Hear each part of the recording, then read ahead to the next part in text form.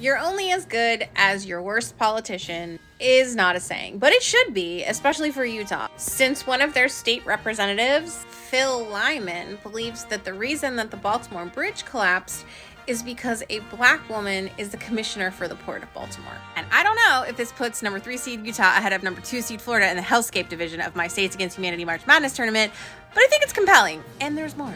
Anytime the Department of Justice sues a state, it's not a great thing. In Utah's case, it's the Department of Corrections because they were discriminating against trans women. One woman in particular who had gender dysphoria, and her care was so, quote, unnecessarily delayed and restricted that she manually severed her own testicles. And it turns out not treating the incarcerated woman was a violation of the Americans with Disabilities Act. So says the DOJ and anyone with any sense. Not to be outdone, the Utah Supreme Court has to make a decision in another lawsuit involving gerrymandering. Back in 2021, after the census, because there was a chance a Democrat could have taken the Salt Lake City area, and Republicans are like, no, that we're not going to let that happen. So let's jigsaw this puzzle.